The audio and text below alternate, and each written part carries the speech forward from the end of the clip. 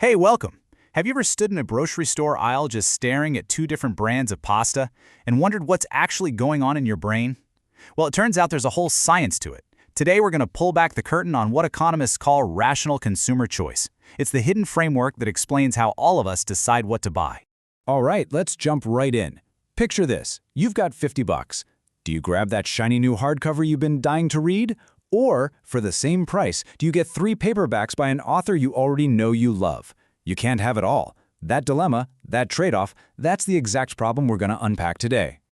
You know, that feeling of wanting more stuff than your wallet allows for, that choice between the books? It's really just a small-scale version of the biggest problem in all of economics, one that shapes pretty much every decision we make. And here it is. When you boil it all down, this is the core of it. We all have this endless list of things we want. Better food, cooler gadgets, more vacations. But our resources, our time and our money, are limited. They're finite.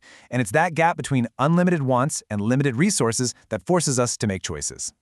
So if we're going to make a smart, rational choice, the very first thing we have to do is figure out what our options even are. We need to draw a map of our own financial territory.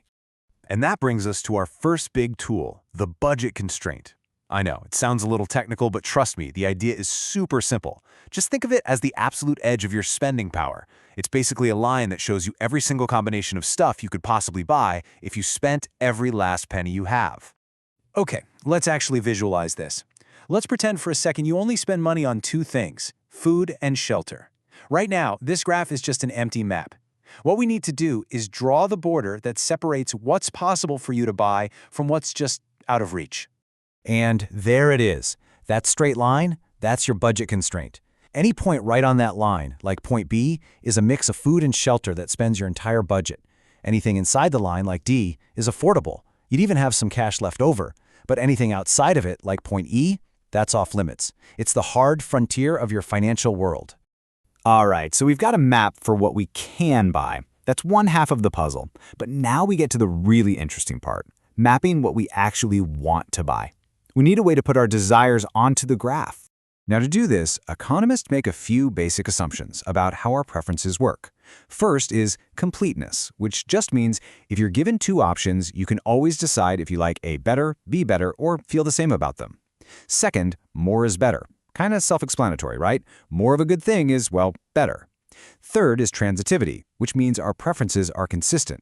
If you prefer coffee over tea and tea over soda, then you have to prefer coffee over soda. And last, convexity. This just means we tend to like a balanced mix of things, like some food and some shelter, rather than all of one and none of the other. Okay, with those rules in our back pocket, we can bring in our next major tool, the indifference curve. The best way to think about this is like a contour line on a topographic map, but instead of showing elevation, it shows a level of happiness. Every single point along one of these curves is a different combination of goods that gives you the exact same amount of satisfaction. You are literally indifferent between any of them. Now, take a look at this. This image is showing something that, based on the rules we just laid out, is completely impossible. We're seeing 2 different happiness levels actually crossing paths. And in the world of economics, that is a big, big no-no. And this is so important. It's not just some random rule somebody made up. It's grounded in pure logic. So why? Why on earth can't these curves ever cross? Let's break it down. Okay, follow the logic with me here. First, look at that blue curve. Points D and E are both on it. That means, by definition, they make you equally happy. Simple enough? Now look at the green curve. Points D and F are on that curve, so they must also make you equally happy. Now remember that transitivity rule? If you're as happy with D as you are with E, and you're also as happy with D as you are with F, then logically you must be equally happy with E and F. But wait a minute. Just look at the graph. Point F clearly has more food and more shelter than point E, and our more is better rule says F has to be better.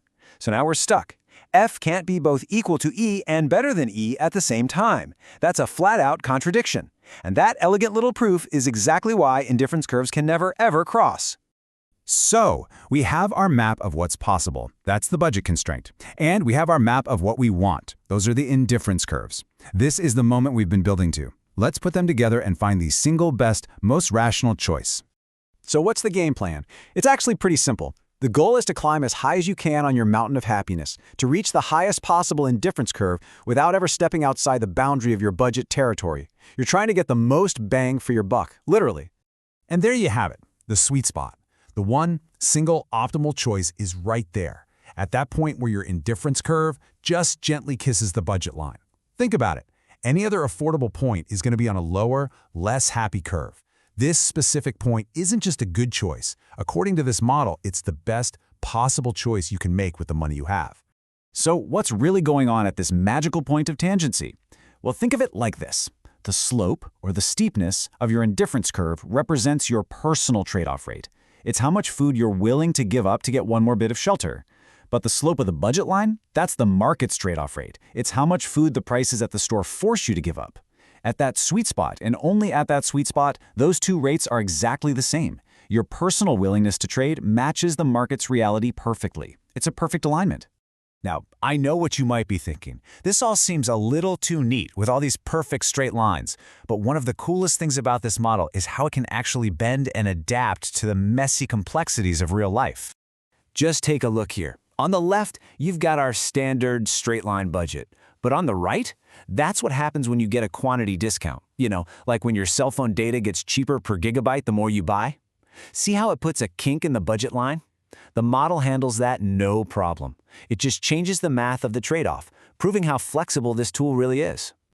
Okay, so we've built this incredibly elegant, logical machine for predicting how people make choices. But the whole thing, it rests on one massive, powerful assumption. The hero of our story today has been this idea of the perfectly rational consumer, a person who is always logical, always consistent, and always chooses the thing that gives them the most satisfaction. It's an incredibly useful idea that lets us build these powerful models. And that's the big question I want to leave you with. Let's be honest. Are we really that logical all the time? Do we always make the optimal choice? Or do our feelings, or what our friends are doing, or just a clever advertisement sometimes push us in a different direction? This model is the absolute foundation of modern economics, but asking whether we're truly rational opens the door to the whole fascinating field of behavioral economics. So, what do you think?